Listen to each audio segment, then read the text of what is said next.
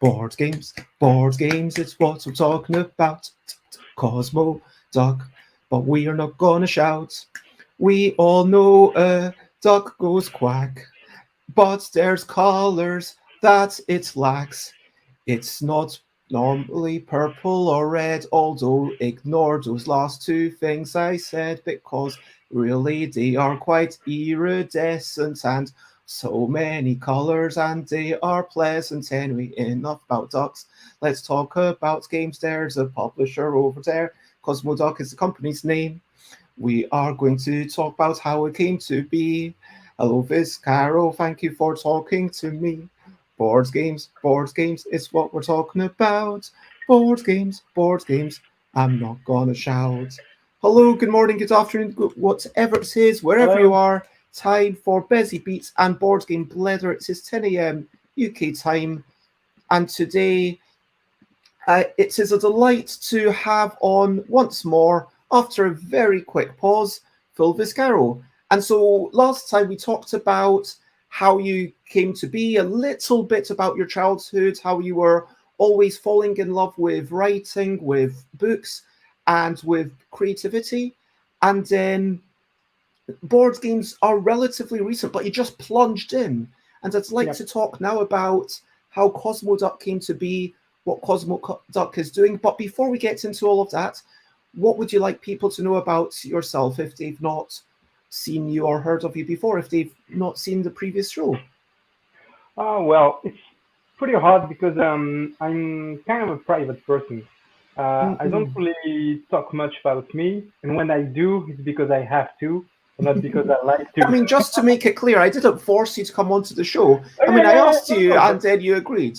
and because I like it, and I like you, and I like being on this Oh. show, and it's kind of a therapy for me, being able to unveil a bit about myself. But it's not easy. It's not coming right like naturally. When I do talk about things I love, okay, let's something about me. I'm a passionate person. So when I start talking about something I love, you just can't stop me. I mean, I'm gonna blah blah blah blah blah blah blah, and you look at the time, and it's been 2 hours and I haven't shut up because I love the stuff I'm talking about. Like if I'm talking about TMNT or pop culture or Rocky movies, things like that. Well, I won't stop, and if nobody stops me, then it's gonna be all me talking. So yeah, that can Are be a you problem. on the autistic spectrum? Well, that's not something. It's funny because I wanted to talk to you about that just before the start of the live, because yeah, there are chances that I might have Asperger's syndrome.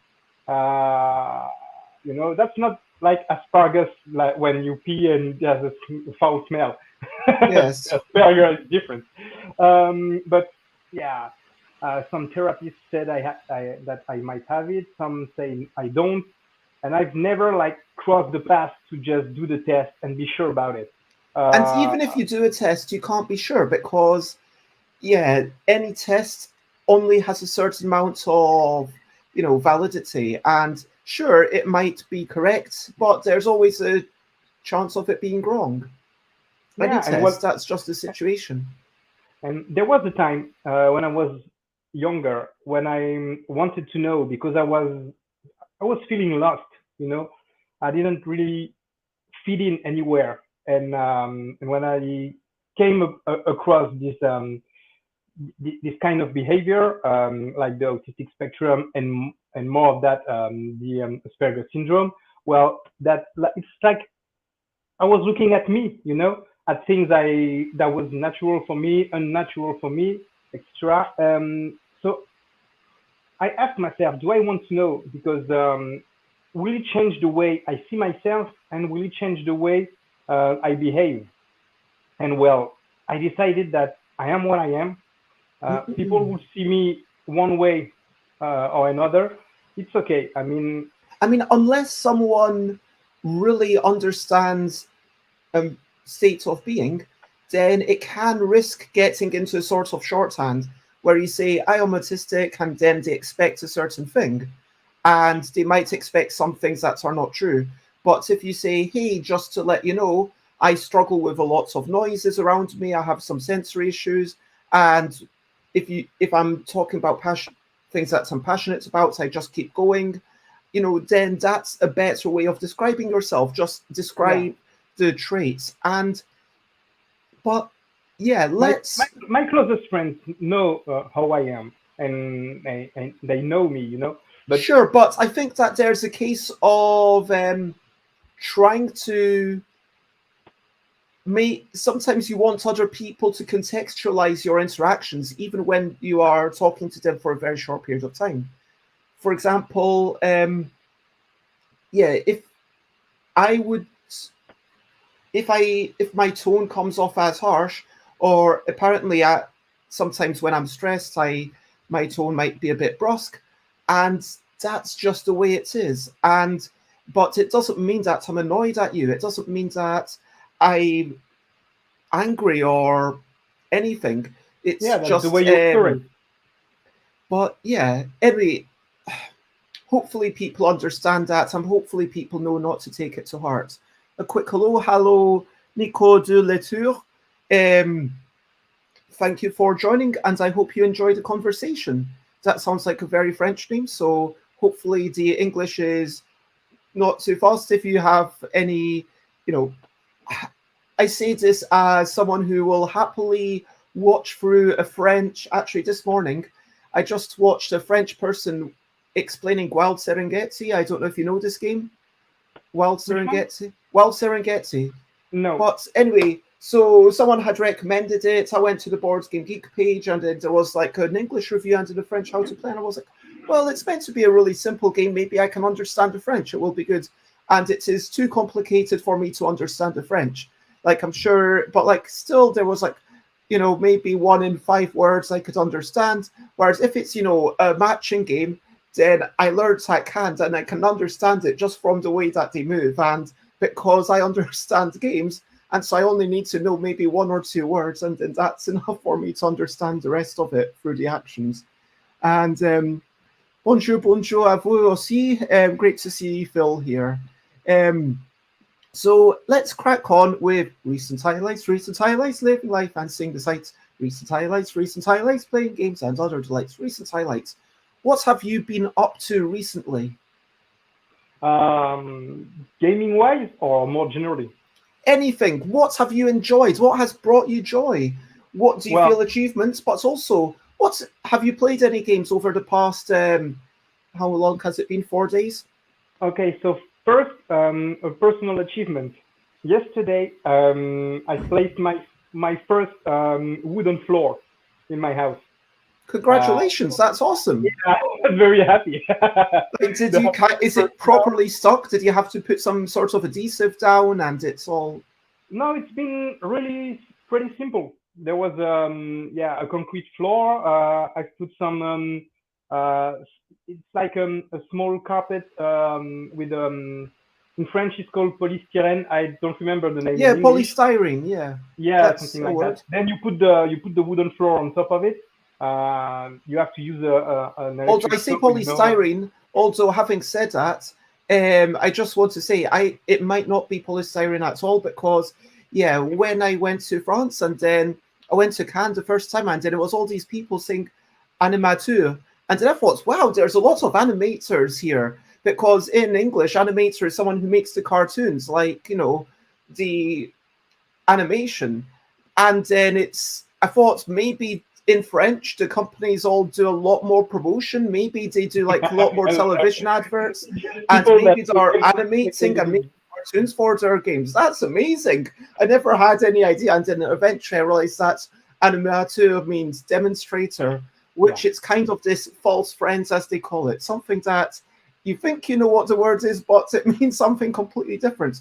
And here, polystyrene is almost like the thing that plastic bags are made out of. That's what polystyrene is. So I don't know if you mean the same Okay, thing. so it's not that. It's no. I have the name somewhere here, but it's somewhere here. It's Oh, basically thank you, Chantal. Okay. Well, to answer your other question, what are the games I've played most recently? Um, we've tried a game it's called Candy Lab. Okay. We didn't like it much. Uh, Then we've played. Yeah, it happens. Then I'm not saying it's a bad game because there's a game for so was everyone. it just not for you? What was Just it not for about yeah. it that was it too random for you? Was it too Well, childlike? Was it too it's a game where you play cards to get candy from any type of color, and on these candies are points and are effects. And the less points you get, the more powerful the effect is. So your basic and some effects allows you to steal a candy from someone else. So basically, you're never gonna get or want to get the bigger points because they won't give you any effect, and anybody can pick it up from you. So I found that the element of strategy wasn't there. It was just for me, it was just too random and maybe too, I don't know, too family like maybe. I I just didn't like it. And then we but played then we played Hidden Leaders, and this one is one of my favorites so far. I love this game. I've okay, lost, I but don't know love it. that one. That's also a brand new game. I've just found it's on Board Game Geek. And yeah, by BFF Games. Well, I have the French version Andreas Müller, by Markus Müller, Matago. and Raphael Stocker. So they sound German, and it sounds like there's a Japanese artist, Yeah, Japanese Satoshi artist. Yeah, Matsura.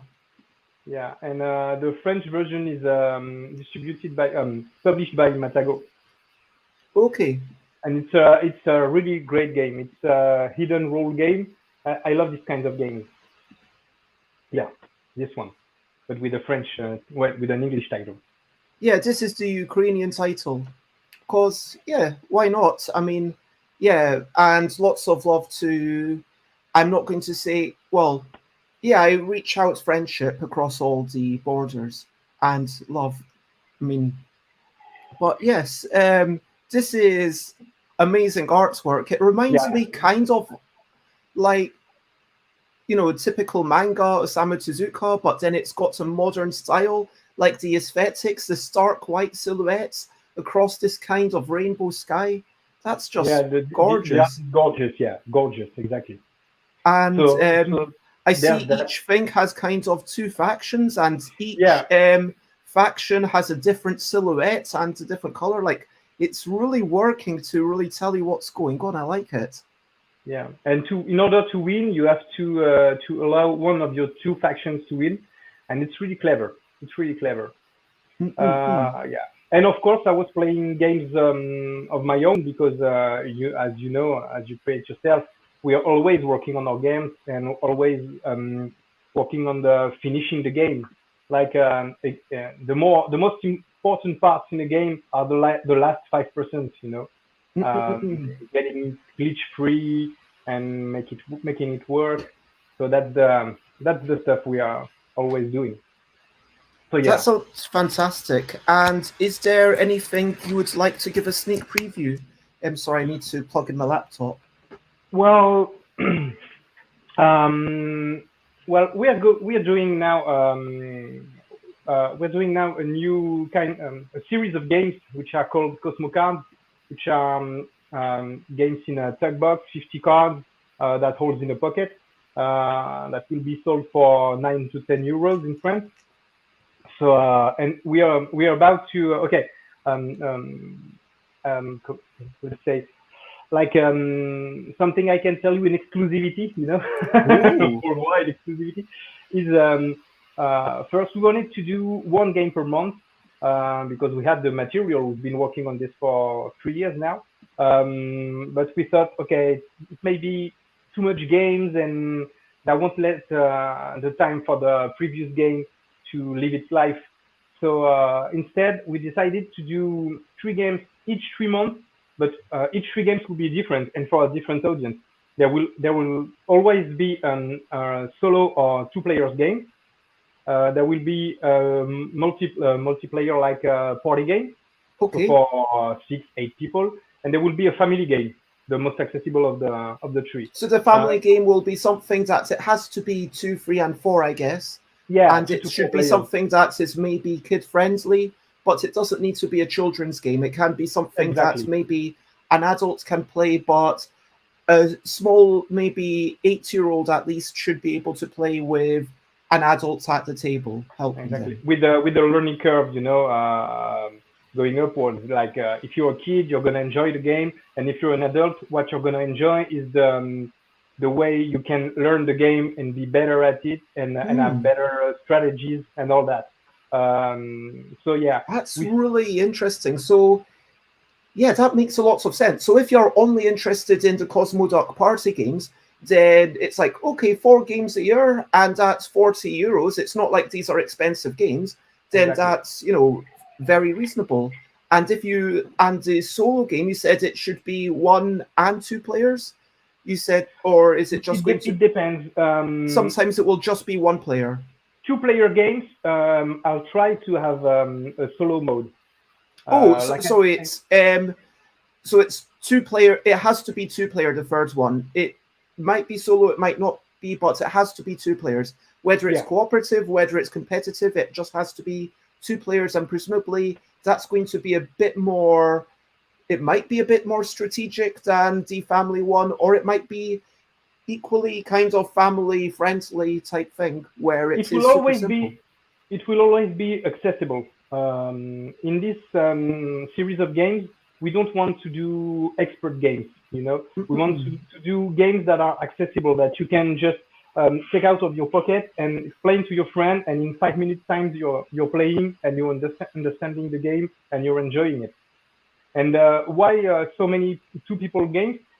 Because we have a lot of couples around us, and we see a lot of couples playing games together. You know how COVID has struck us Mm-mm-mm-mm. everywhere, and now some people, even if it seems it's less stressful now, but it still exists. So some people still now having more time as a couple, at home than Mm-mm-mm-mm. with friends like we used to do in this past life that stopped 2 years ago.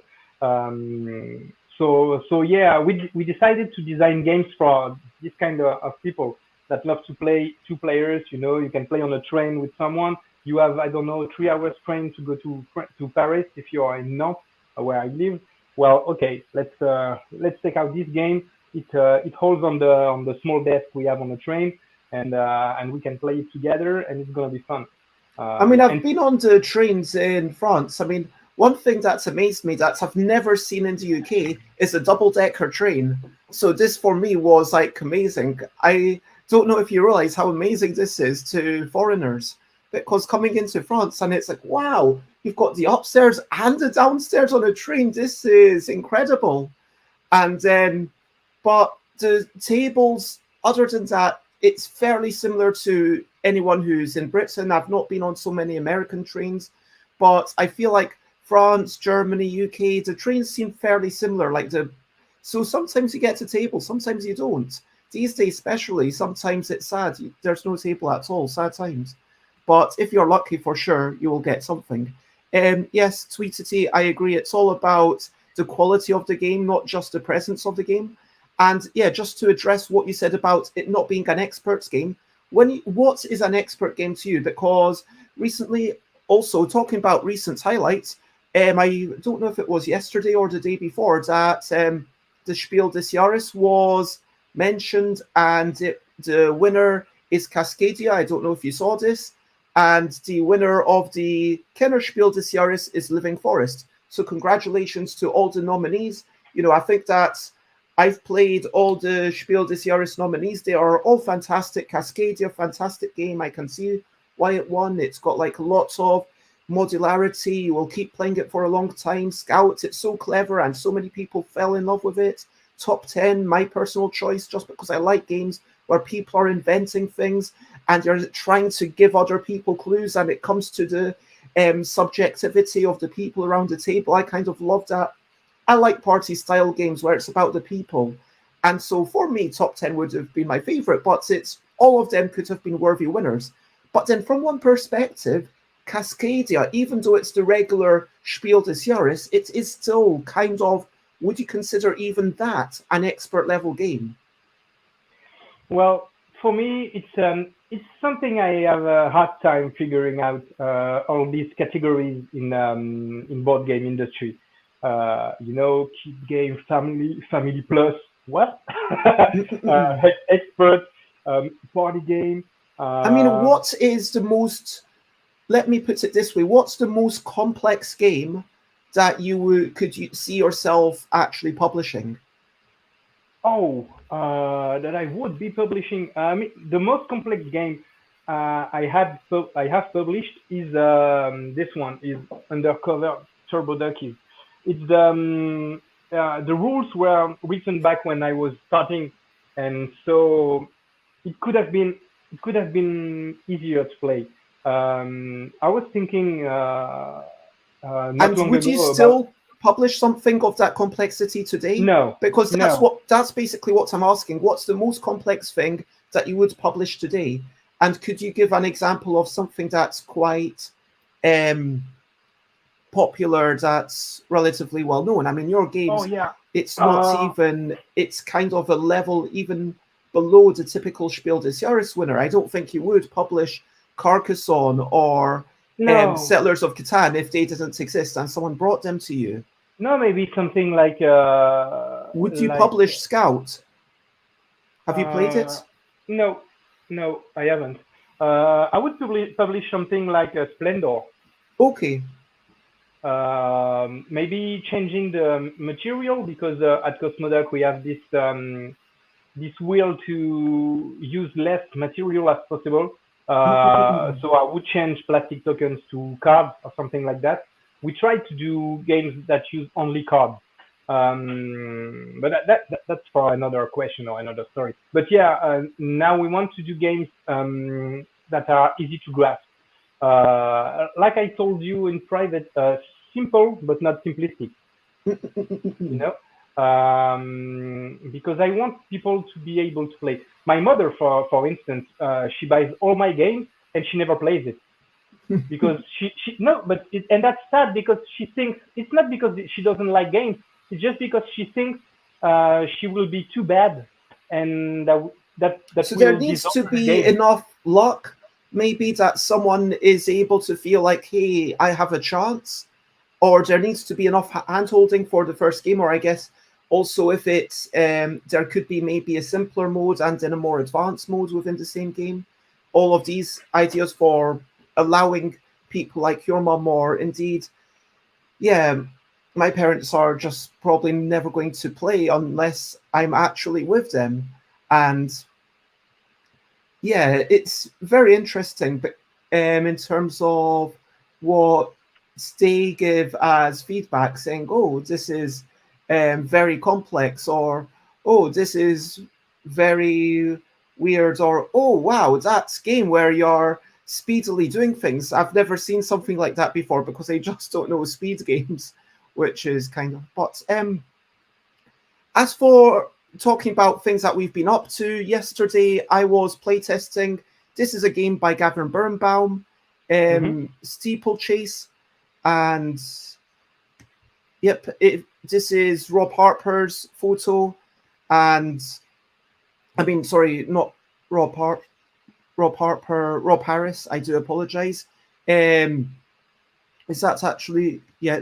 So from the top, you've all got these horses, and you want your horse to cross, but you also want your jockey to cross. So it's almost like you have a partnership with the jockey who's riding on your horse and the person whose horse you are riding on, if you see what I mean, because you want you both want this one to do well, and you both want this one to do well. So you're in a partnership with your two neighbors almost. And Okay. then each time you're flipping over these tokens and then you're drafting these tokens secretly. So maybe the first person will just take the highest number. But then at the end, the last person who got to draft will either keep their number or they will swap with the first person. So if the first person keeps the highest number, then for the last person, it's super obvious. They just swap with the first person because the numbers go like 1 to 6. So it's like, well, I've got the 1, you've probably got the 6, I'm going to swap with you, hooray. But then, of course, you know that maybe they know that you will do that. So that's the obvious thing. So then it comes to maybe I will not do the obvious thing. And like all games of this sort, it's so lovely. And Gavin Birnbaum makes all of their games out of wood, literally manufactures them themselves. I know no other person who does this regularly.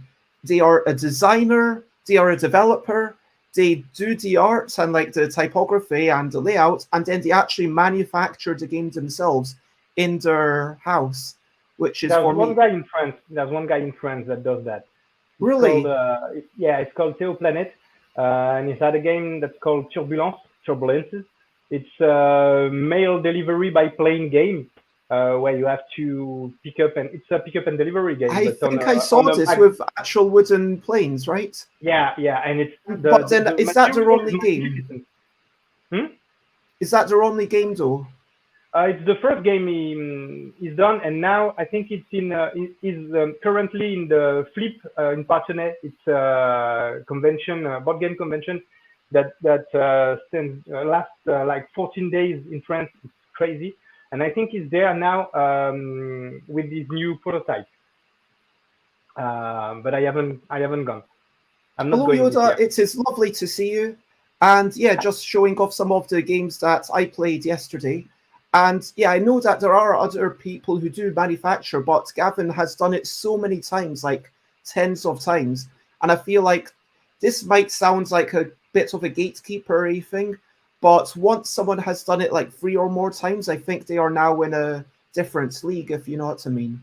Yeah. But this game, it's all about the magnets, putting down the islands, placing the magnets on islands, and if ever they join together, then they will clack. It's kind of like Cluster, if you've played that, which is a very popular game. But instead of having to place down a piece, when you can just pass. And if you pass, you move your little token along.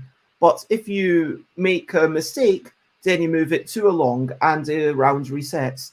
So it's kind of, oh, I'm not sure if I can do it, I will pass. But then the next person, they don't pass, and they actually manage to put one down successfully. And you're like, why did I pass? And then, so it's got its own sense of tensions and its own mechanisms, and it's really lovely. Finally, we played this game, which is actually in my hands just now. We've got the Hiker, who gives you points for nature. Volcano, you sacrifice a card. Marie Kondo, you can only have 1 item because the other ones, maybe they don't spark joy. Although that's kind of maybe I should use a different name, I don't know. The Rain, +3 for all plants, and points for the cake. So it kind of combines. So here the Hungry Harriet got the cake because the cake is on Marie Kondo's picture, if you see what I mean. Mm-hmm. And here, the Hermit and the Industrial Revolution give you points, but then they ask you to sacrifice other things.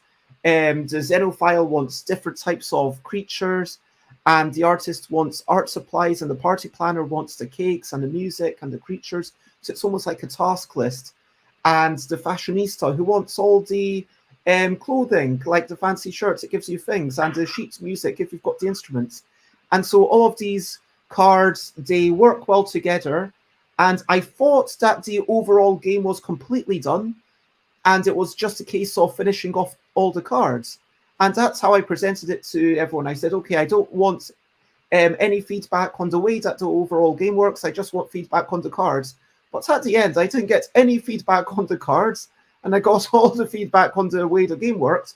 But it was interesting because someone was saying, oh, for me, it's a little bit clunky. It's a little bit hard to remember. I need to grab 2 cards at a time. And 2, I need to remember, but if I grab 3, then I need to discard 1. It's just a bit to remember because this is such a fast, chaotic game. I feel like maybe it could be even simpler. And then I let people talk for like 5 minutes about other ideas. And then we played the most simplest version it could possibly be. And maybe originally, when it was made, it wouldn't have quite worked. And the simpler version, it does have its own problems, but the simpler version, I can probably now write on like 2 sides of a card much more easily. And I think that this simpler version, everyone was enjoying it.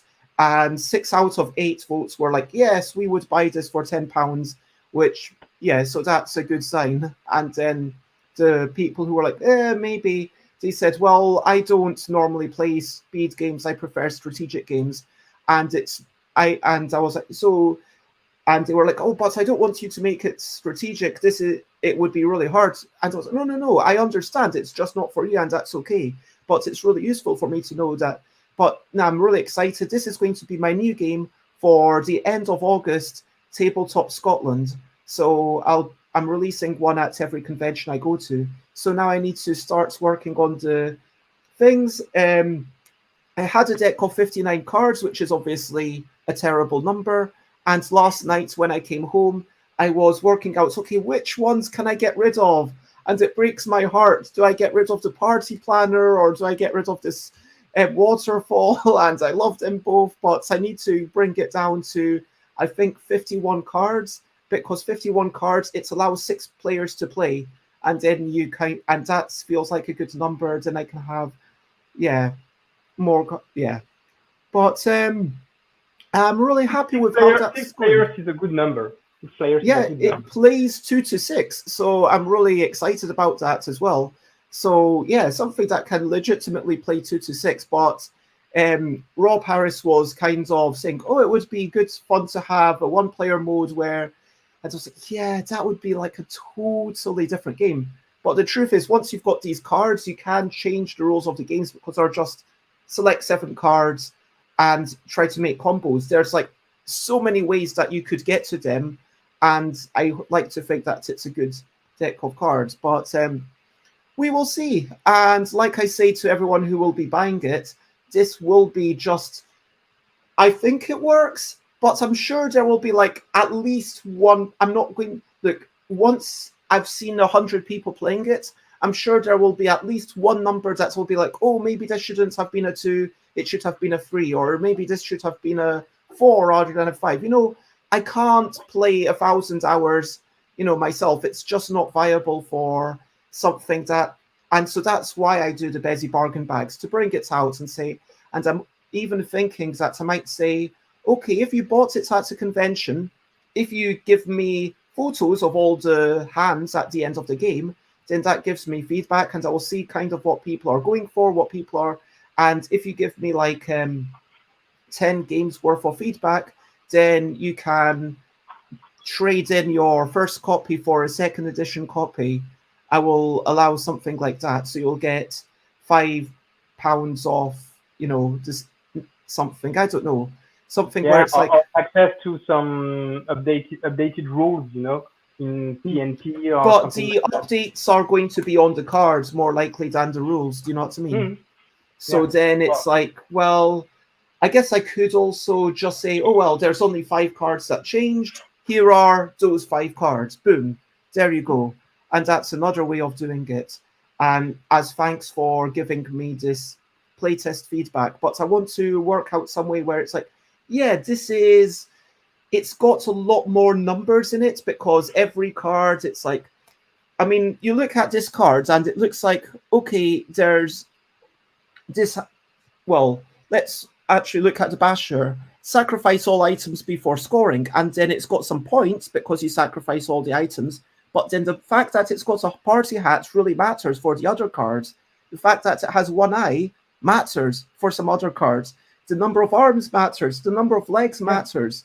And maybe it would be better with, a bottle of wine in the picture, because if it has a wine glass, then that also matters for another card, because all the cards are asking you to look at the picture. So all of these things could be tweaked, and maybe one thing's come off. And so, yeah, that might be it. That it's just, okay, I update however many cards I update, there's some sort of trade-in pack, and just get rid of those ones with the same name and recycle them or something. And thank you for your playtest feedback.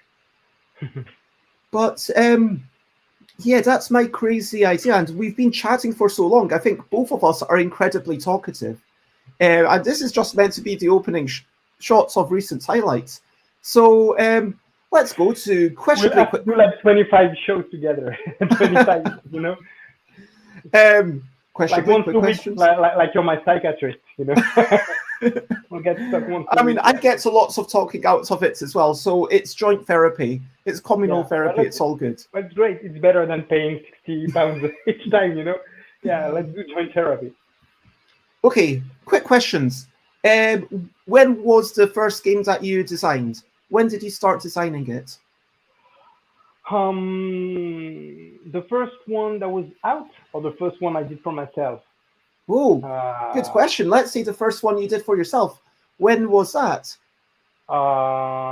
When was the not first time you're like, let's change some rules? Like, was it when you were very young and you were making up a game for your well. mom? Let's change some rules. I did that at a very young age. When I was like 12, I got Hero Quest for my birthday or Christmas. I don't remember when, but I got this game and I started playing it with my friends, and we really dug into it. And slowly I transformed the game to kind of a D&D experience. So I was writing stories, and I was the storyteller. So whenever my players like entered the room, I was like, okay, so there's a dwarf. He's guarding like a treasure chest. What are you gonna do? You can either talk to him, you can try to steal the chest, and something like that. So that was the first time I tweaked the game. Now, let's go many years later, like maybe 7 or 8 years ago, maybe 10. I transformed what's the name in English? In French, is Kiev. I think that there has to be something like who's he, who's that. It's a game when you have a board and portraits of people, and you ask questions like, does he have a mustache? Okay, does he Guess have good who? hair? Guess who? Yeah, guess who? Yeah, guess who? Yeah, So very famous game. I'm fairly sure it's published by Hasbro. yeah, in France it was MB, Milton Bradley, but now I think it's Hasbro. Yeah. Are So MB games owned by Hasbro now? I'm not sure. I know MB doesn't exist anymore. Uh, Yeah, I think they so kind of got absorbed, but who anyway, published carry it? on. Yeah, okay. Anyway. So I did an Heroes of the 80s version. So on the board there were like He-Man, Lion-O, Inspector Gadget, something like that. But the trick is that there was two boards. One board was only good guys, and one board was only bad guys. So if we play together, you'll have bad guys in front of you, and you'll have a deck of cards with good guys. So it's harder than the real game because you don't have the references in front of you. You know, Hmm. because what you see is not what the other one has. Okay. Okay, I'll show you sometimes. I'll dig it up wherever it is, and I'll show you. Interesting. Uh, and then 1 year later, I started working on the operation. You know this game where you get to operate on Yeah, someone. with the You don't tweezers and you're really pulling out the little thing. Yep. yeah. I did the Mega Man version, so with the body of Mega Man, and there were like electronics and not bones. So you actually constructed this and got the circuits working and everything. Yeah, I studied how it worked. Then I got a metal foil where I carved the forms I needed, and I redraw Mega Man and something like that. But that was just for personal purposes. Of Uh, course, I mean you can't take someone's IP like that, and I know that you're not, you know, um, working with Konami. Who owns Mega Man again? Hudson oh, Soft? Capcom. Capcom. Thank Yeah. you. Sorry, Capcom and Hasbro. But yeah, that would. Although I But hear that Capcom, even though they aren't super keen on selling the rights, well, licensing the rights to Street Fighter, they're actually quite okay with licensing Mega Man and Final Fight. oh So yeah, you need to sell obviously a much bigger number to make it worth the money that you'd have to pay them. But I I was, in a conversation on behalf of someone else where they were saying, yeah, we would give you the rights to Mega Man? I'd love to have the well. In truth, I don't really care about Mega Man, but Final Fight has always been my favorite arcade game. Really? Okay. Yeah, along with Sunset Riders, two of my favorite arcade games of all time. So if I had a chance to get this IP, I would be so crazy. And I designed the game, a board game that plays much like Final Fight. It's at another publisher at the moment. Who's gonna do it like maybe 2023 or 2024 because it's that there's a lot of preparing work to do on it because it's a narrative game. There's gonna be narrative in audio and branches on the game. You know, like you play the game three times. Well, it's three different stories. So there's a lot of a lot of work to prepare for this game. But Yeah, like then you need to generate a lot of content for sure. Yeah, But exactly.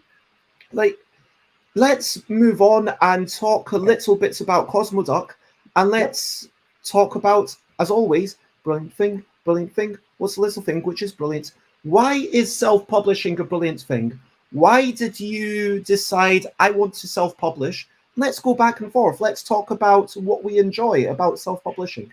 No negativity here, just positivity. Okay.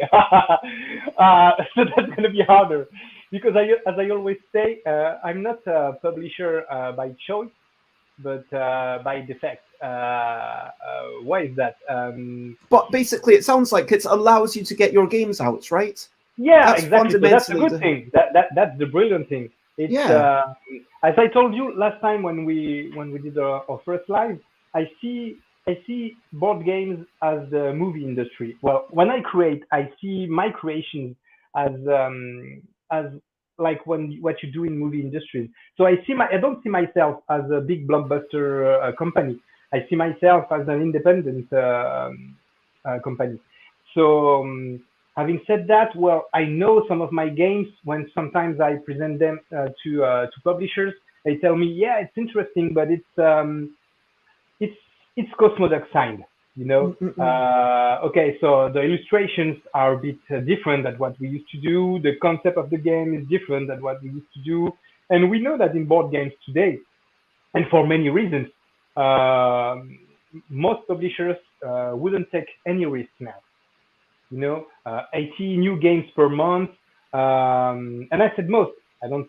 I'm not saying all, but when I Okay, even then, I feel like, yeah, that a question is like, what is a risk? I'm just going to say that I had a meeting before UK Games Expo with like one of the biggest publishers, and I showed them a whole bunch of games. Some of them were speed games. One of them was a game about drawing creatures, complimenting the drawings and complimenting the compliments. I did not expect them to look at this for very long. I thought that this was so out there. It's not even really a game it's about winning and losing. It's just about being nice to each other. And it's kind of like, okay, you share this lovely moment with each other. And sure, there's not even any points. It's just like, hey, I get the satisfaction of someone complimenting my compliment. And that's the closest you get to being a winner. But really, the winner is just being part of the activity and having managed to give the compliment and not rejecting or deflecting the compliment. But still, the publisher said, okay, yeah, I could actually see us publishing that. And then they took that away and are considering it. Now, taking it away and playing it internally is very different to actually then giving a contract and saying, yes, we are going to do this and we are going to do this many copies. But that tells me that if they can imagine that there will be an audience, they are willing to take a risk. But yeah, you're right that ultimately, when it's a bigger company, you need to kind of talk them into it. Whereas when it's just you, when it's self-publishing, you can take any risk you want. And the way that we both do it with print on demand, I did this game. I was like, honestly, I don't know if it will sell. I'm printing 100 copies and if worst case scenario, it will take me 1 year to sell 100 copies.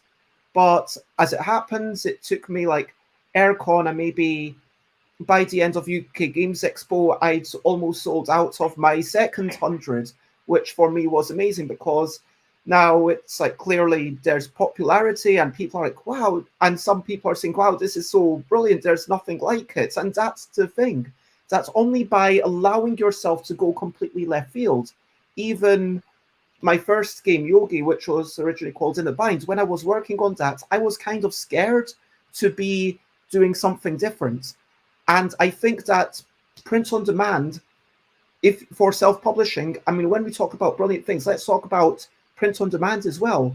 It allows you to take these risks, and there is no financial risk because for sure, if your initial print run has to be 20,000, it makes sense. You need a little bit more certainty.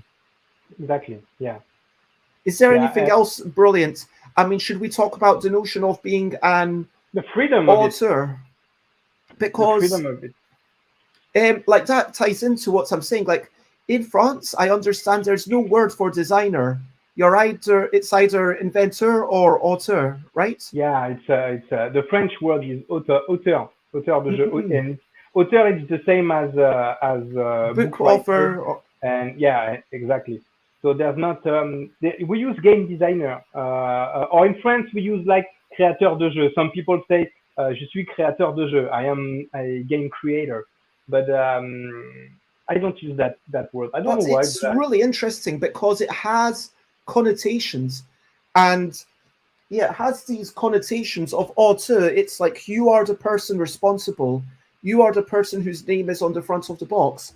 I saw I played this game recently, and it's not designer Aidan Laufer. It says, I don't know if you can see that, Aidan Laufer's Solar Storm. So yeah, Solar Storm belongs to Aidan Laufer, and just like you would see Stephen King at the top, it doesn't need to say designer Steve. It's like okay, yeah, that's the person, and of course it's different because in a game, like in a book, sure there's the publisher and there's the editor, but like being able to self-publish and say this is me, even if I didn't do the drawings, I get to choose everything. I mean, I do my own art, but even for people who don't, I know this art wasn't by Aidan Laufer, but Aidan Laufer chose all the art, they chose all the things, and then they've got this cohesive vision of every single part they decide. And in the same way, when I finally make this game, yes, the art and the game and everything in it will be me, and it will be unfiltered. And there is something brilliant about that. I don't know if you would agree. yeah. I totally agree.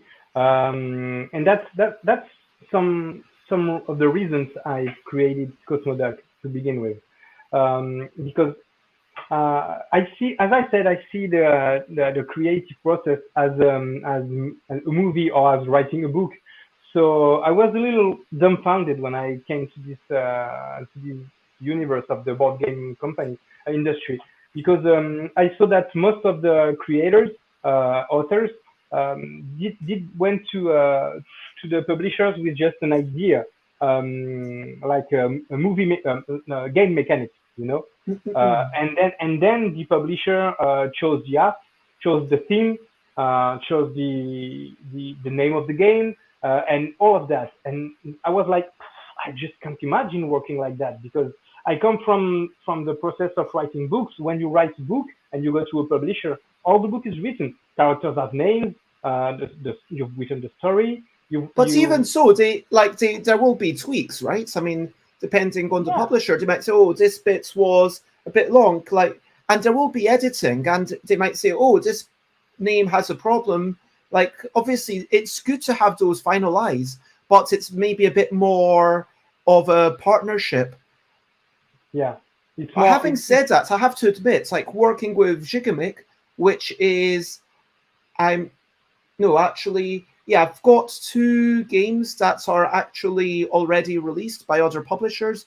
One was by Gigamic, one was by Inkwell Games, and actually the one with Gigamic was it felt more of okay, we are going to show you all the arts ahead of time, and we will show you the box, and during the thing, like a very small thing, I said, "Oh, you've got this starburst. Please put the starburst around the place of the, the location where it needs to be, rather than always being at the center. That Hmm. makes more sense. It leads the eye in." And so, it was a small thing, and I understand that they want to redo the arts, and I'm okay with that. But But you there's had your still the say. back You, and you you forth. had your say in it. You had your say in it. Yeah, and for Yogi Guru, for Simon Caruso, who is a wonderful illustrator, I just want to point that out. One of the drawings for Yogi Guru, I said, please, can you change it to this, because I have a, personal issue with this, and then this was, I think it was still in the sketch form, and then they changed that. But then also one of the things originally it was like obelisk, and for me this was so funny. And then Shigemic were like, "Oh, do people know asterisk and obelisk?" And I was like, "Yeah, people know it," but then they didn't listen. But it's still a back and forth. It's still a conversation. Do you know what I mean? And I Yeah. think that's really important. Yeah, and that can be a trick when you self-publish, because you can have your ego lead the way, because if you do it everything. So when you're like when you're on in a when you're in a meeting with your people, it's just you and you and you and just yourself. So that can be tricky too, because discussion and with people is the best way to be sure you're going the right way. You have to accept that you may be wrong sometimes, and if you don't accept that, I personally think you're going to a wall. You're going to crash sooner or later, but you're going to crash. Yeah, you don't need to listen to everyone, but No. well, you don't actually. Let me rephrase that. You don't need to do what everyone else says, but you should listen to them. Yeah. So, like yesterday, I everyone was clear that, I mean, I'd played it with maybe, I don't know how many, 15, maybe even 20 people, and there'd been no problem. Everyone had enjoyed these mechanisms of this game. But then when I played it yesterday, and one, two people at the table were seriously confused by this, and that's not good. When even the second game, they're like, "Oh, I can't. Okay, I need to count the cards in my hand, and then I need to do that," and it feels a bit choppy, changey. And basically, everyone preferred. Well, everyone except for one person preferred the second way. And even though I kind of like the original because I made that, and it's more different to other games. Like the original, it was kind of like semi real time, so it's kind of real time, but then you take turns and then it's real time. And it's kind of exciting because that's different. And someone else will say, "Yeah, I like the fact that you could slow down. You didn't need to read super fast. You had after every so many cards went down, then you had this like 30 seconds to just read it, and everyone, you could take your time actually reading. But now I feel like I'm under too much pressure." But worst case scenario, I can put that on the website to say, "Hey, here's an alternate set of rules. If you want to play this advanced mode or whatever I call it, you can play with this semi-real-time mode." And you need to listen to other people, because sure, if these were strategic gamers and they weren't going to buy the game anyway, I wouldn't listen to them. I wouldn't do what they say. But these are people who actually enjoyed the game, who all said, "Yes, we would buy the game now." And so, frankly, I know it sounds that, I mean, money isn't everything, but if someone's ready to buy the game, that also shows that the game is good enough that it's giving them pleasure. Do you know what I mean? That they say, Mhm. "Yes, I love this game enough that I think that I will enjoy it. I want to play it." And that's the other thing that I love about self-publishing. Before we move away from aims and desires, going to a convention. That is my favorite thing. When I go to a convention and then I see people playing my games, and if I've got helpers and volunteers, like UK Games Expo for me was the most amazing thing. Chantal, I don't know if you're still listening, but like, thank you for helping me, and everyone else who was there, and just seeing everyone being like, "Wow, people are playing this, people are enjoying that, and people are buying the things because they enjoy it so much."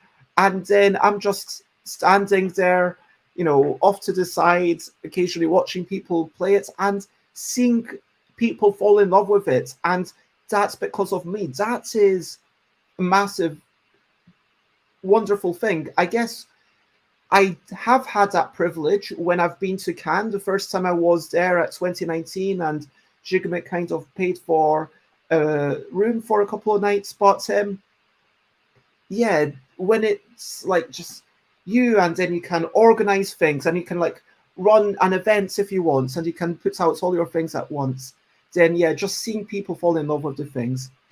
And yeah, thanks again, Chantal. But let's. So we were talking about why self-publishing is brilliant, and I know that. Firstly, let me ask you: do you have a deadline? Because I am happy to go like 20 minutes over, but I just wanted to No, check if that's okay with you. it's okay. It's okay. I'm Okay, there. great. So for everyone else watching, please feel free to comment, ask questions from like follow. Let me try to rush through all these questions. So why did you start self-publishing? Why were you motivated? Is it just what you said, your desire to do things yourself, the necessity to get your games out there and not to go through the pitching process? Well, the first time when we decided to to be publisher ourselves is because we were on co-publishing project with another publisher, and then we did the Roll and Write collection together, which was a collection of roll and writes, as the name says. And then we went to do like Turbo Ducky that I showed you earlier, and we started the crowdfunding, and then we decided not to work anymore together with that publisher for reasons that are ours. So we ended up having a game that was funded, and we didn't have a publisher for it. So we did okay. Well, now we have to do it ourselves. So so we became not only creators and not only a creative studio, but we became Cosmoduck became then a publisher, an independent publisher. And now I can't even tell you if the goal at the time was to only publish Turbo Duckies and then go back to create, or if it always was to become an independent. But now, even if it's not easy each and every day, I like to be able to have that freedom to be a self-publisher.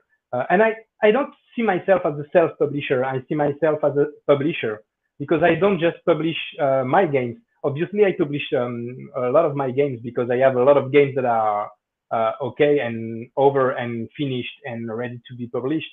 But as you know now, I'm not only publishing my games. I want to publish one of yours. I have this game we are just showing now, Les Chroniques de Pargat, which has been made by Maël Nicolazo, which is one of the guys at Cosmoduck. So yeah, Cosmoduck is let's say it's a big part of my games, but not only that. And the more we're gonna advance in time, and the more we're gonna have multiple authors working with us, because that's what I want. I want to give a chance to people to have their games shown and their games released. So yeah, that's the aim of Cosmodeck. So who is Cosmo Duck? Obviously, I guess you are at the lead. Talk me through everyone who's involved.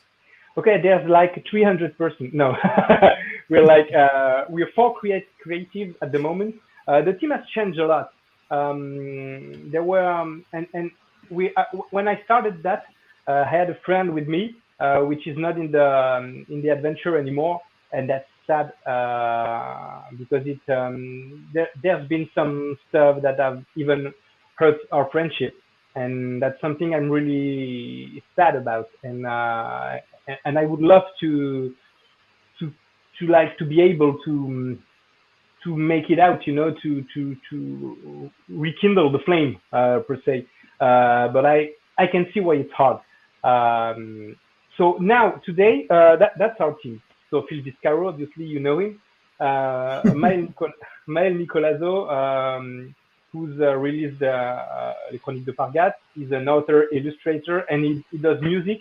So he made an OST for Pargat, and he made an OST for another game we did together. Maris Boyer. Oh wow! Yeah. So the idea is that you play the soundtracks when you're playing the game. Exactly. And To get the into that universe. soundtracks are available where on For, Bandcamp for, or for free, SoundCloud? for Pargat, the soundtrack is available for free. I think I have sent the MP3 to all the people, but if I don't, I'm gonna have to do it. But yeah, it's available for free. Most of the time when we do And, OSTs like that, there are stretch goals if we do a campaign, and and the once we are done. OST is only for the Kickstarter backers, or is it? No, Could someone come and say, "Oh, I like to listen to it. I'm curious and listen to it for free." Could I go? Or well, not me personally, because maybe you share it with me.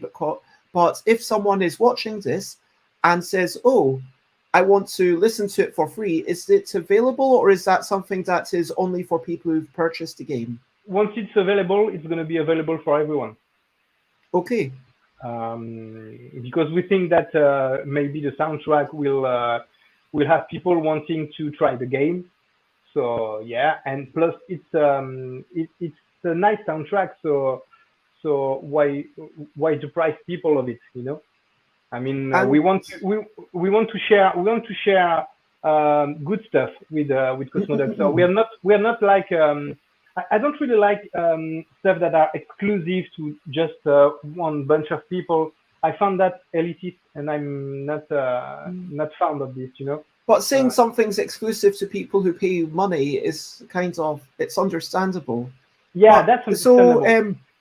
Maurice and Anatole, so they are artists, and I guess you Yeah, work with them regularly. And rather than having different freelancers for every project, it looks yeah, like you have a certain number of people on board that when you're like, okay, this is a game, we need to redo the art, or we need to have new art for this. One of you two who wants to do this project. Is that kind of how it exactly. goes? It's like with the IMF, Impossible Mission Force. Mm. On Monday morning, I receive a mission order, and then I have Mm. I have to choose who's better in my team for this particular mission, Mm. and that's that.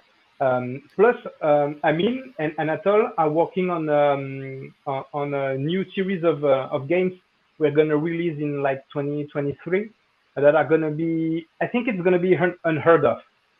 It's going to be hybrids of that will have bits of board games, video game, and interactive searching games on the internet. So it's going to be, Interactive searching games. yeah, some things like you'll get clues on some website or some video, and it will complete with the stuff you've printed. It's gonna be Oh really. yeah, those like really deep, complicated puzzles where n- it's like kind of okay, where do you go? Or do you mean the ARGs, like the alternate reality games? No, it's gonna be no, it's not gonna be IR. It's gonna be like you print your player board, and you have the adventure on a PDF, so you can search through it on your computer, on your mobile phone. It's gonna be and sometimes you'll have to click I don't know, on a link that will show you a video, and there might be a clue on that video. Plus, let's say when you're gonna download the package of the game, which is gonna be a print and play. Let's say you have a zip file with the name of a big treasure, a chest, okay? And then during the game, you encounter this chest, but oh no, is locked. It's locked. You need a key or a code. So when you get the key will have a mark on it, and the mark, let's say it's a word or a series of numbers. When you try to unzip the zip file of that chest, it will ask you for a code. So you can't open it if you don't have the code. Do Okay. you see? So when you get the code, being I don't know, in your adventure or seeing it hidden in So a it sounds video. like ideally, if things go well, this could become like your exit, and you know, a continual line that you're releasing then maybe one new adventure every 6 months or something. Exactly. That would be something we want to do episodes of it, Mm-mm. and you can, but doing it like you can start your adventure at any episode, but you start out like naked. But if you go Okay, from one episode to another, you'll level up, you'll keep your weapons, you'll keep your stuff, and something like that. sounds Um, good. yeah, Let's just it's a looking lot of at. work. It's a lot of work. I understand there's lots of stuff still to do, and thank you for that sneak peek into the future because that was going to be one of my questions later on, as you might have seen. Well, I think you did see. I sent it over to you just this morning. Cedric, so a layout artist, is that what Macatiste PAO means? Maketi is the one who transform our work in Photoshop to the final work we send to the printer. So So pre-production. yeah, is the one who transforms the text to a vector version. Is the one who like gets sure that we don't have clone text or something that we haven't seen that may be overlapping or something like that. Um, is the one like it's our quality control assurance, Mm-mm-mm-mm. you know. Sounds fab. And I find it really interesting how there you don't say you're the I don't know if this is the correct word, directeur or anything. Like there's no hierarchy. If someone looks at this, I mean, Phil Vizcarro and Mel Nicolazzo, you are both on the same line. Sure, you're a little bit more, you're first, like if you read from left to right, but they have exactly the same titles as you. Why did, but are you at, I mean, is Cosmoduck your company, just to make that clear, even though it's Yeah. not stated here? Yeah, there's a that reminds me of a sketch from a humorous team in France that are imitating a band of musicians, and someone asks them, "Is there a leader?" And they are, "No, there's no leader. There's no leader. We all together. There's no leader. Okay, I write the song, I direct I write the music, I direct them, but there's no leaders." Uh, and it's kind of like the same, like I created Cosmoduck, and I brought the idea of what I wanted to do with this company.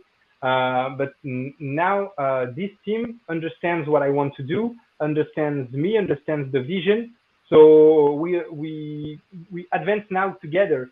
You said there's not like written director, founder, or something like that. There was before, and I found that there was a little bit pompous and not really necessary. There are Hmm. 6 people there.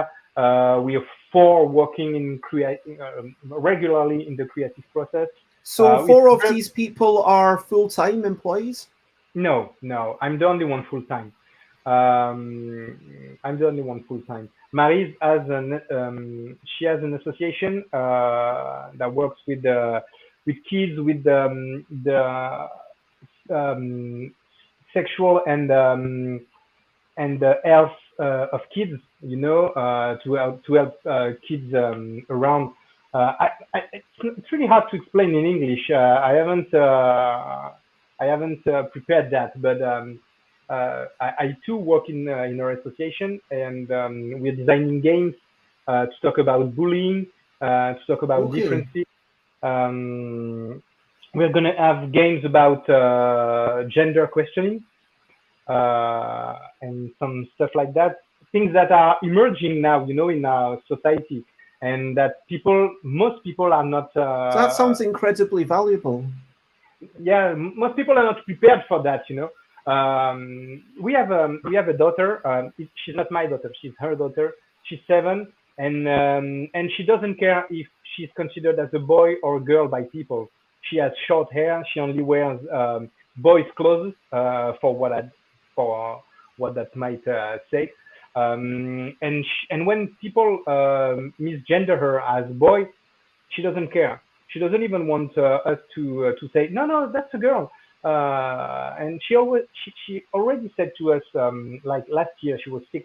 Well, Uh, does that and would your child prefer gender neutral pronouns? Because I know that maybe in France it is difficult, but I know some people are going for yell as a gender Yeah. neutral pronoun in Well, France. But I know she, that in the UK, a lot of people say, no, I want either it or they. And if a good friend of mine says, I have no gender, therefore I want you to call me it. And I know that it's strange for a human to be it, but logically it makes sense. But they has been grammatically accepted for many hundreds of years in English as being gender neutral. But then again, in French, it's a bit, different. It's a bit strange. But yeah. Well, yeah, so I'm wondering if your child might actually prefer being referred to by gender neutral pronouns. for the moment, she doesn't care. We can call her she. We can she she she has no problem with that because she knows that we are fully accepting it and we are fully accompanying her in her choices. So she knows that she's safe with us. If tomorrow she says, "Okay, now I want to be a boy," well then okay, and then we'll do what we have to do, and we will accompany you. We'll see. We'll show you what can be done and such. And if she says, "Okay, now I have watched what was it to be a boy and what was it to be a girl. I'm a girl. Okay, it's okay, no problem with us. So and stuff like that are what Marie is doing with the association is helping people, helping kids that are questioning their genre, but helping their parents too. Because you can be as a parent, you can be lost. It's true. You can have some questions and not know who to ask them these questions to. So she has a degree in sexology and in sexotherapy and in art therapy. So she's the right person to talk to when you have questions like that. She's a great, great, great person. Lovely. If I can, let's talk about how you interact with artists and freelancers because it sounds Yeah. like basically all five of these people, yourself, you are working full time, but when you own something, it's a weird relationship and you might not be, paid every hour for your work. But then five of these people are essentially freelancers. Is that correct? Yeah. Well, when we work together, they are freelancers. They get paid for what they do. They get contracts, of course. Yeah, yeah, but I Um, mean, it's kind of based on a project to project basis rather yeah, than being exactly, okay. exactly. And They you're don't they not don't have a in a monthly they contract don't to have a monthly say, fee. I am going to give you 2 days a week work for forever. No, it's not like that. It's not like that. It's really on a contract basis. On a project So to on project project basis. basis, excuse me. Yeah, on a project basis. Um, yeah, you work on the game, you'll get paid that and that. You'll get a percentage, and of course, being an author before being a publisher, I know the situation of many authors in this business, and I know it's really hard to get paid. Um, it's hard to say. I won't say correctly or decently because in a way that would sound like I'm dissing what's done today. And I know it's hard for companies that have like 7, 10, 20 employees to have many benefits from games. Moreover, when 80 games are new per each month. So I understand the difficulty of being a big publisher, and that's mainly why I'm content of being a small publisher. And well, in my field and in being a small publisher, I feel this allows me to tweak and bend the rules a little bit. So if I want to pay an artist or an author much more than what it would be paid somewhere else, I can. But now, of course, I'm not gigamic. If we sign together, the first month, I'm not releasing 10,000 copies of your game. So even if I pay more, maybe it will look like less on the 10,000 spectrum. But Of if course. sometimes If someday we do 10,000, then you're gonna be happy because you'll in the end you're gonna have you'll have gotten way more than what you would have gotten anywhere else. But that's because I don't have the same taxes and the same number of people to pay and all of that. I can do it because it's possible, but more so because I think I have to do it. I wouldn't be a publisher and I wouldn't uh, um, like offer work to people if I couldn't pay them decently. Let's. I appreciate that. Obviously, as a designer, as someone who, you know, might be working together in the very near future.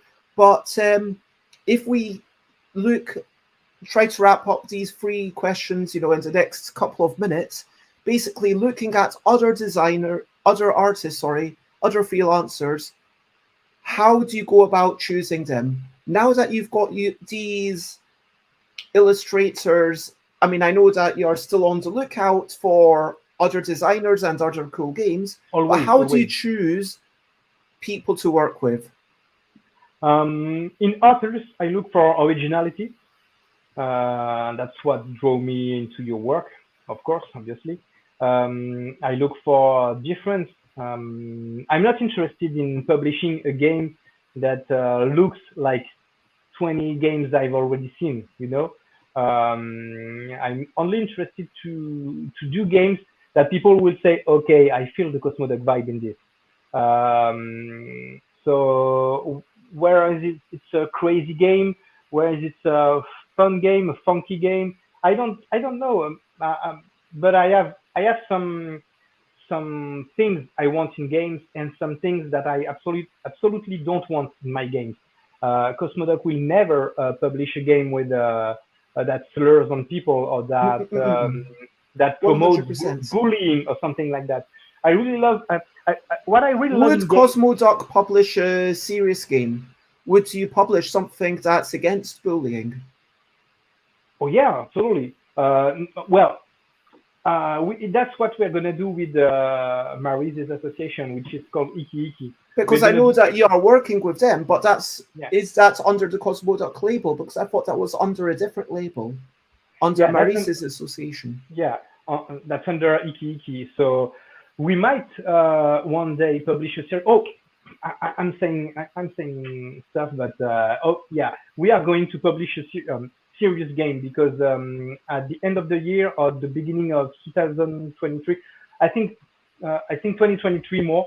We'll have a game that's called Will, and it's a game about a kid. We don't know if it's a boy or a girl. I voluntarily asked the illustrator not to give a genre to the to Yeah, she's maybe it should be kind the of, character is gender neutral. if it's like shoulder length hair, then it's kind of a bit.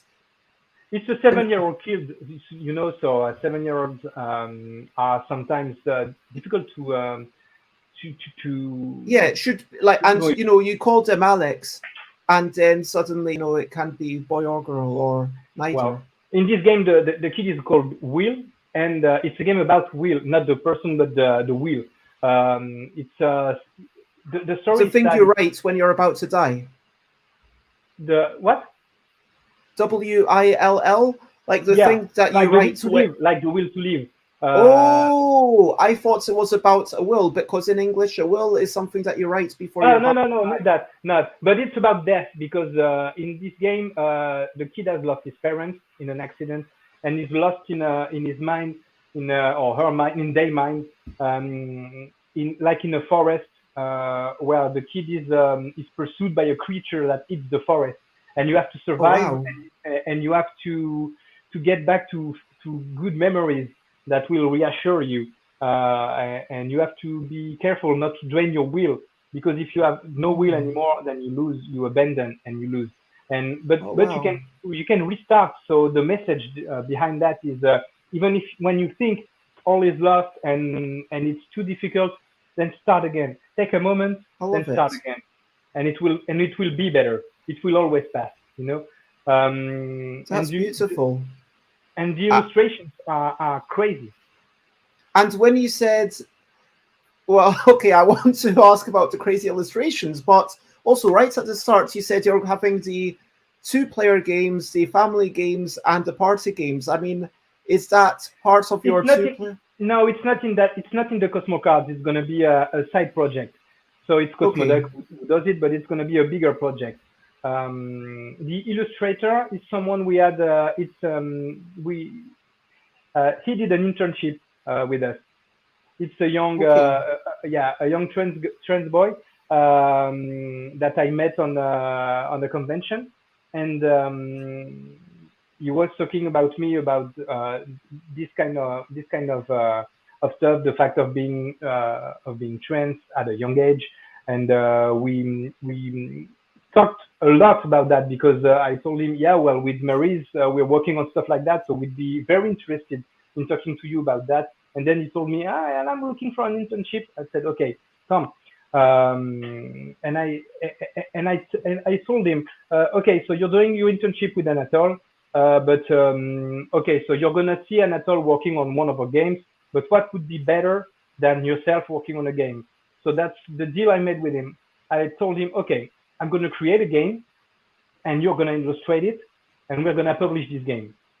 So during his internship, he worked on the prototypes of the drawings, and then as soon as his internship ended, then I sent him a contract, and now he's official illustrator for this game. So I think that's pretty cool. You come there doing an internship, and then you came out with a game of your own. So I Yeah, was proud of that. no, that's fantastic. I was just looking through your social media to see if there was any pictures of the designer, Of but Not for the and moment, but I'll you send you stuff. you said that there's crazy illustrations. I guess we'll have to see it and maybe talk about it another time. I'd like Yep. to wrap up with the final question, which is, why do you keep going?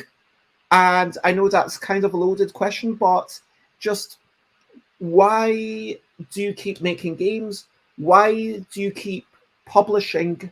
And why do you keep searching for other people's games to publish, not just your own?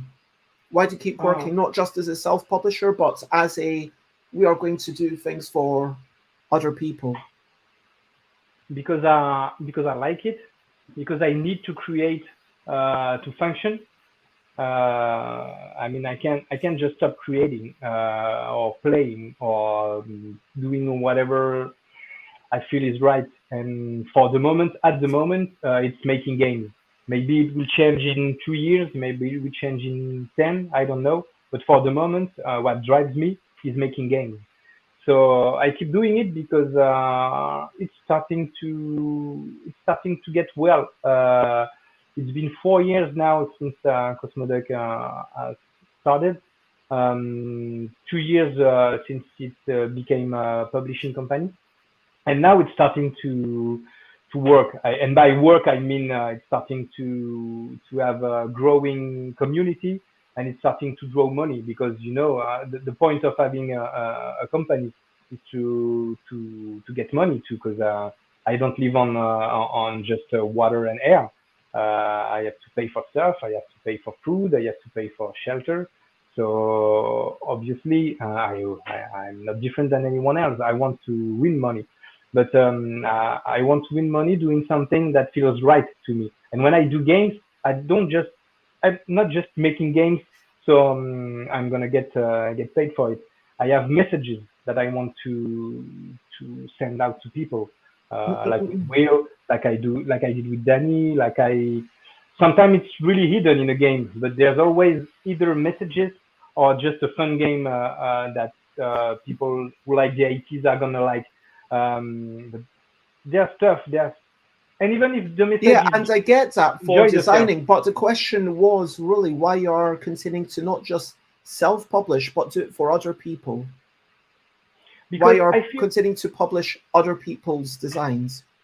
because I feel that I've been blessed in a way since I came in this industry with games like Danny that works really well, and I think that would be selfish to just keep that from myself. I've made all the mistakes I could make when we did the Turbo Duckies, when we did the crowdfunding. So now I'm not doing these mistakes anymore. Sometimes people come to me and say, "Okay, Phil, you have some successful," and I should have quoted that, some successful campaigns. Can you help us? Can you guide us? Okay, well, then I'm never gonna say no to someone who needs help or who wants advice or something like that. Myself, if I need some help, I'm not gonna be ashamed to go and ask for help. And with Cosmoduck, I want to help people. I want to help authors that are struggling. I want to help illustrators that are struggling. It's really a humane company. I want to help people. I'm in I'm in generally good health. I'm in a good place in my life. So I think, okay, if I can do something to help people, I'm gonna do it. There, stretching time. Yep. Just we are about to finish, so at this point it is question time. Question time. Question of the day. Question of the day. Here's a little question before we go on our way. So it's time for you, Phil, to ask me a question, and also a question to everyone who's watching, maybe. But what is your question to us? What would you Hmm. like to ask us all? Okay. If you had to be stranded on a desert island, would you take your favorite board game, or a book, or a Wi-Fi connection that could only allow you to go read Facebook, but not post, just read? Hmm. Okay, so the question I have is, are there other people on this island with me? Just you. Okay, just so like in that case, I'm not going to take my favorite board game because it's a two-player game, so Yeah, there's don't no take point in. a game or something like that. It's But not the same way.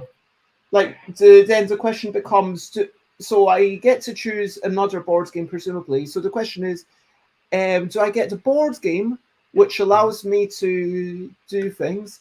Um, Yeah, with the Wi-Fi connection, then I'm wondering, like, is there a method to draw?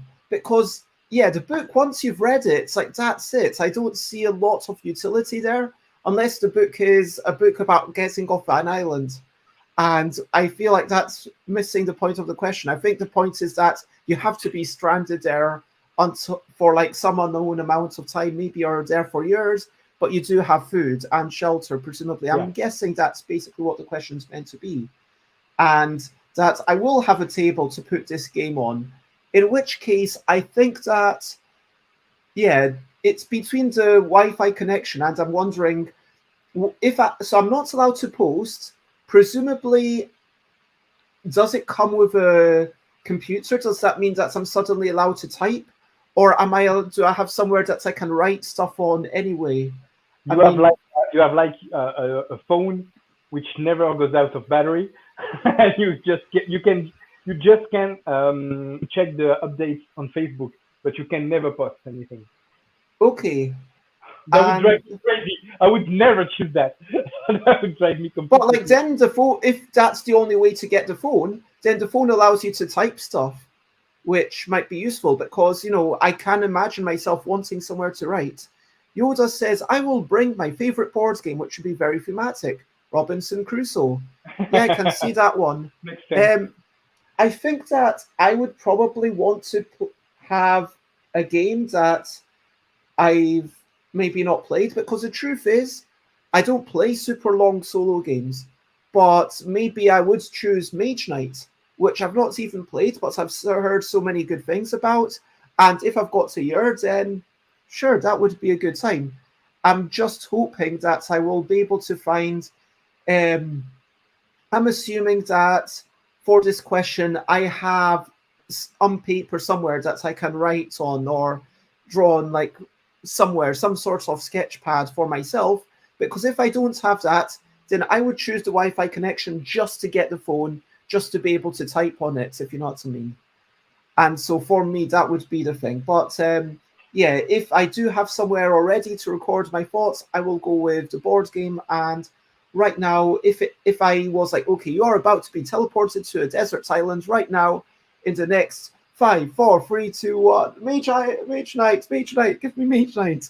I don't know. That's the one that comes to my head, and maybe yeah, I'm sure I would be happy with it. I understand it's got some modularity. I understand it keeps you occupied for a while. And yeah, it's a lot to learn. And I'm hoping that it actually comes with, you know, the full rule book and everything, rather than having. Imagine how torturous that would be if it like, haha, we gave you the rules, but we ripped out page 3. The horror. All the rules are in Polish. Something you just Oh, that read. would be even worse.